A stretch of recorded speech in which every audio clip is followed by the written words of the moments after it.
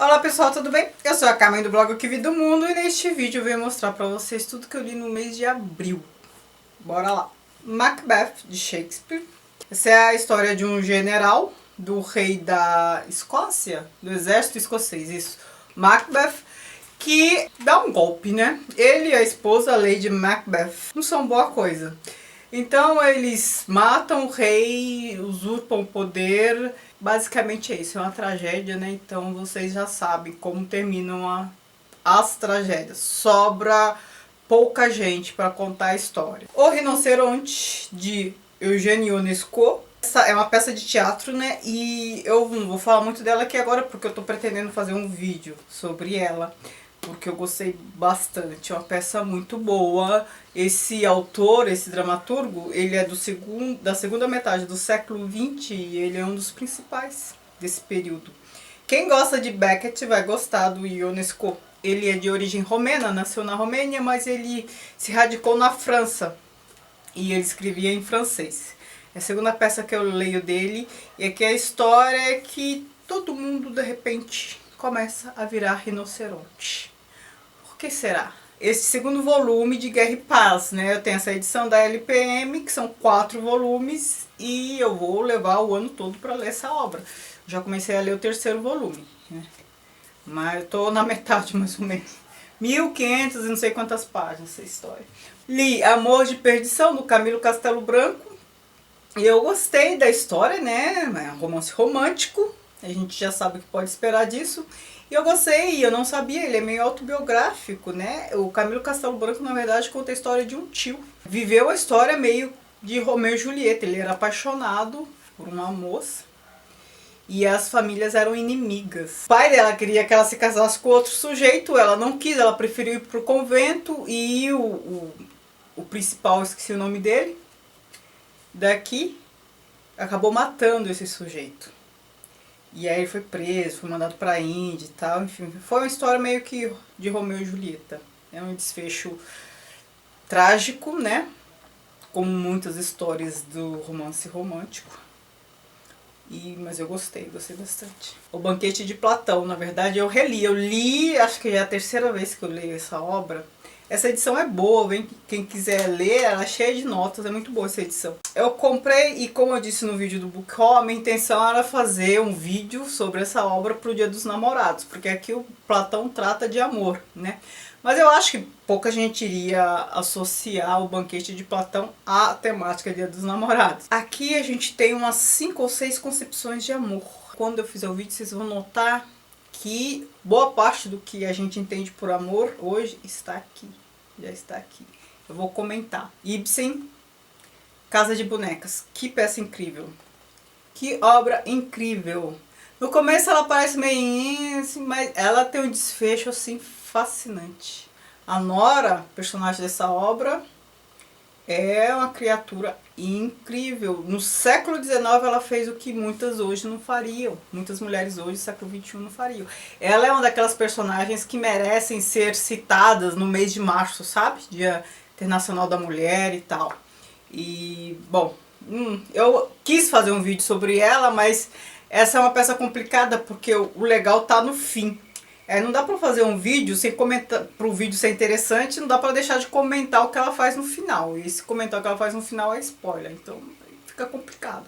Mas eu recomendo fortemente, é uma peça que você lê num dia facilmente. Contos de Alice, Storytelling para a Formação de Líderes, da Maria Alice Chu. Eu conheço a autora, eu já li um livro dela, eu fui no lançamento, meu livro está autografado e é uma figura. A Alice é uma figura, ela está escrevendo agora e ela conta umas histórias muito engraçadas. Aqui a gente tem, assim, moral da história, né? Ela associa algumas histórias, é praticamente um livro de contos em que tem uma moral da história, é bem interessante. Ressurreição, Machado de Assis. Este foi o primeiro romance do Machado de Assis, que é a história do Félix, que é um homem que tem uma certa resistência a envolvimento amoroso, o que não quer dizer que ele não se envolva com mulheres, não é isso, é envolvimento emocional. Até ele conhecer a Lúcia, uma viúva lindíssima, né, que desperta interesse de muita gente. E ele, a princípio, se envolve com ela achando que vai ser mais um envolvimento e depois vai descartá-lo. Mas ele acaba se apaixonando, ela também se apaixona por ele e tal. Só que a história de amor deles é meio complicada porque ele não confia, ele desconfia o tempo inteiro, ele não é seguro em relação a ela, principalmente porque ela é muito bonita e desperta muito interesse. E aqui, eu acho que aqui a gente já tem um protótipo do Bentinho, de Dom Casmurro. Eu acho que o Félix é um protótipo já do Bentinho. Aqui também, em algum momento aqui, Machado de Assis menciona Otelo de Shakespeare. Olha só, já é um indicativo. Assim como a Helena, do Machado de Assis, eu acho que já é um protótipo da Capitu. O Félix é um protótipo do Bentinho. Quem leu essa obra e quem leu Dom Casmurro, por favor, comente, veja o que você acha, me diz o que você acha. Comente, converse comigo, vê se vocês perceberam isso também. A Hora da Estrela, da Clarice Lispector. Gente, a Macabeia é uma criatura de rir, de chorar, de dar pena, é patética. E dessa vez eu li e fiquei com medo de perceber algo em mim semelhante a ela, porque é uma criatura patética demais. Você ri, você chora, você não acredita que existe um ser como aquele. Meu Deus, que pavor. É uma história muito boa, é uma novela, você lê também, uma sentada num dia. E a Macabeia, assim, é difícil você não se envolver emocionalmente com aquele ser. Ou por sentir pena, ou por achar graça, ou por... ai, não sei. É uma figura tocante, Macabeia. Crepúsculo dos Ídolos, Nietzsche. Eu, no vídeo do Book Haul, eu falei que eu tô começando a ler, fazer uns estudos filosóficos, né? Eu já li Nietzsche, já li algumas obras dele, mas eu resolvi recomeçar para conhecer Nietzsche, porque eu comecei de maneira errada lendo Zaratustra e não é a obra indicada para começar a ler Nietzsche, porque aquela já é de mais difícil acesso ao pensamento dele. Me indicaram essa aqui e realmente começar por essa obra é mais fácil. Não que Nietzsche seja fácil, que ele escreva fácil, não é didático, ele escreve por meio de aforismos e a gente tem que se virar com isso, né? Mas aqui a gente começa a entender a origem das críticas que ele faz. Por exemplo, ele detesta, abomina Platão e Sócrates. Aqui tem um capítulo só dedicado a Sócrates, a gente entende porque que ele detesta. A cultura grega, o Nietzsche, ele é interessante porque ele foi um iconoclasta, mas ele não foi aquele rebelde sem causa. Ele voltou, conheceu bem a cultura clássica e viu o que o interessava dali. Ele se interessa por Dionísio. Platão, Sócrates, até mesmo Aristóteles ele rejeita. O Baco, o Dionísio, ele gosta. Ele também vai para o cristianismo e rejeita toda a concepção cristã do mundo. Enfim, quem já leu Nietzsche vai concordar comigo que ele, na verdade, o Nietzsche, ele detesta, ele rejeita qualquer tentativa dogmática, não só em termos de religião, mas em termos políticos também. Qualquer apelo à transcendência ou uma promessa de futuro ideal. Ele é pela imanência, é o aqui e agora, por isso que ele gosta do Dionísio. Ele gosta de celebração à vida, é o que acontece agora. Ele nega o niilismo. O que ele chama de niilismo não é a concepção que todo mundo tem de niilismo, que é a não crença em coisa alguma. Não. Para Nietzsche, niilismo é a crença numa transcendência, seja ela uma questão religiosa, seja ela uma ideologia.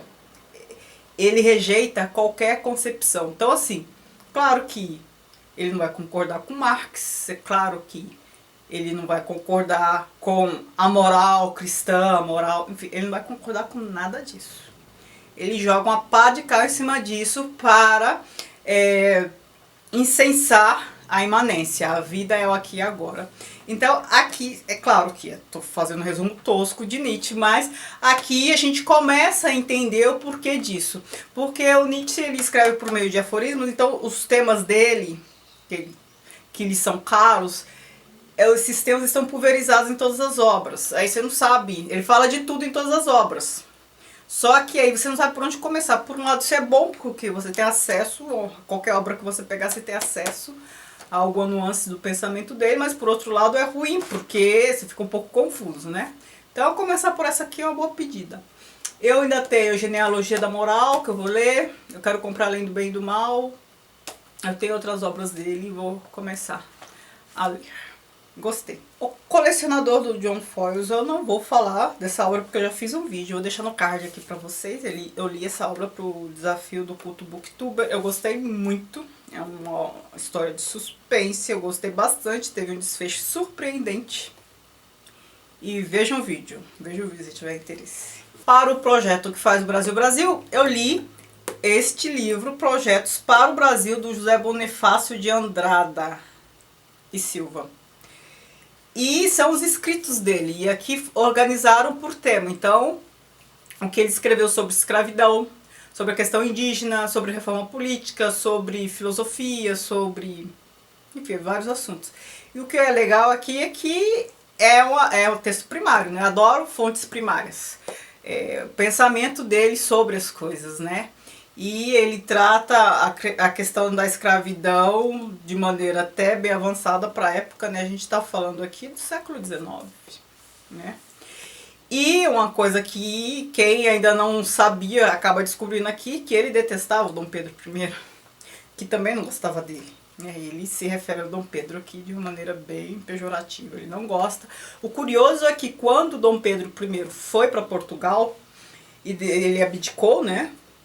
Ele deixou o trono para o filho, ele deixou o José Bonifácio como um tutor do filho dele. Mas ele não gostava do Bonifácio. É interessante isso. Eu ainda vou ler mais sobre essas questões todas, mas aqui já fica evidente que eles se detestam. Ou aqui fica evidente que o Bonifácio detesta Dom Pedro. Que o Dom Pedro detesta o Bonifácio não é tão evidente assim. A Vida Privada das Árvores, do Alejandro Zambra. Foi o último que eu li no mês. Que é a história de um padrasto que conta história pra enteada enquanto a mãe dela não volta.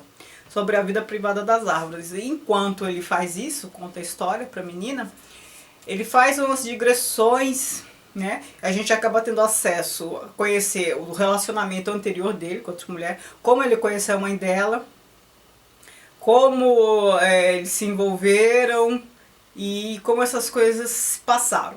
E de novo, aqui o Zambra, como eu já percebi em Bonsai, a questão dele, ele trata de uma história que também é simples, banal. A gente passa aqui, o arco temporal dessa obra é uma noite, uma manhã, sabe? O período não são nem 24 horas. E o Zambra, ele se destaca pela forma de narrar. Então ele pega uma história banal e narra de uma maneira bem interessante. E é o mesmo tipo de narração que a gente tem em Bonsai, que é uma narração de um narrador em terceira pessoa, onisciente, onipresente, onitudo. Ele parece que trata a personagem como marionete. Ele tem todo o destino das pessoas nas mãos. E adianta, volta, recua e diz o que vai acontecer e resume. E vai resumindo a história. Isso faz com que a gente não se aproxime tanto dos personagens. A gente fica um pouco manipulado pelo narrador, que também manipula bem a história. E relata como se fosse uma crônica, de maneira bem rápida. Mas é uma narração que deixa a gente interessado. Ele adianta, muitas vezes ele adianta o que vai acontecer no final. Essa obra vai terminar quando fulano voltar, quando acontecer isso, não sei o quê. E ainda assim a gente se mantém interessado. Ele narra da mesma forma que narra Bonsai. Mas a gente se mantém interessado pelo ritmo. Pelo ritmo, a forma de narrar, dar uma resumida. E essa onisciência dele, essa forma de narração, um narrador todo poderoso, que é interessante. Ele é um narrador todo poderoso, mas de uma maneira muito diferente dos narradores do século XIX, sabe? Pegar o narrador do Victor Hugo, do Balzac, do Machado de Assis, que eles também são manipuladores, são todo poderosos, mas eles narram com mais calma, com mais discrição, com interesse político muitas vezes. Aqui não, aqui é o toque de caixa, é o ritmo de crônica, mas um narrador manipulador, da mesma forma que aqueles. O Grande, O Sonho e a Fúria. E esta obra, não vou falar dela porque eu fiz um vídeo, vejam o vídeo, é uma das obras mais difíceis que eu li na vida, por conta da narrativa, que a gente tem 2 capítulos de fluxo de consciência, um capítulo de monólogo interior, e a gente tem dificuldade de entender o que acontece aqui. A narração dessa obra torna ela muito complexa. Aliás, todos os elementos constitutivos da obra têm muito peso. Personagem, narração, foco narrativo, tempo, espaço, enredo, tudo aqui tem peso. Nada aqui é banal. Ele realmente carrega nas tintas de tudo e fez esse romance grandioso, que a gente se sente um vitorioso depois que termina de ler, porque não é fácil. Veja o vídeo e entenda o que eu tô falando, mas é uma obra muito boa mesmo. João Cabral de Melo Neto, Serial e Antes. Na verdade, aqui, esta obra ela tem vários livros de poemas do João Cabral de Melo Neto. É uma obra em 2 volumes, isso aqui é apenas o primeiro, e foi ele mesmo que dividiu essa obra. Então, Serial é um dos livros de poema dele, e é o último livro aqui nesta obra, e esse antes significa que antes desse serial há vários outros livros de poema dele. O outro volume começa com Educação pela Pedra e depois, ou seja, começa com Educação pela Pedra e depois os outros livros de poema dele. E aqui tem várias obras dele, inclusive Morte e Vida Severina, que é lindíssimo, né? Situação dos Retirantes, cantada. Eu falo cantada lembrando daquela minissérie da Globo, né? Mas parece uma literatura de cordel. Toda aquela situação de seca. É muito lindo, de um lirismo, assim, impressionante. Eu demorei muito tempo para ler, eu demorei uns 2 meses, porque eu fui lendo aos poucos. Que tem várias obras, né? Vários livros de poema. Cada livro é dedicado a um poeta. Drummond, Murilo Mendes, Vinícius de Moraes. E agora eu vou demorar mais um pouco, esperar passar um tempo para eu ler outro volume, Educação pela Pedra, aí depois. Então, nesses 2 volumes eu tenho toda a obra poética do João Cabral, que de uma qualidade impressionante. Termino por aqui. Ao todo são 14 obras, 15 com o volume do Guerra e Paz, e eu acho que foi uma boa produção. Se você quiser comentar alguma dessas obras, suas impressões, o que você achou, Macabeia, Morte e Vida Severina, principalmente. Morte e Vida Severina eu já tinha lido, né? Foi uma releitura, mas eu sempre me comovo muito com este poema.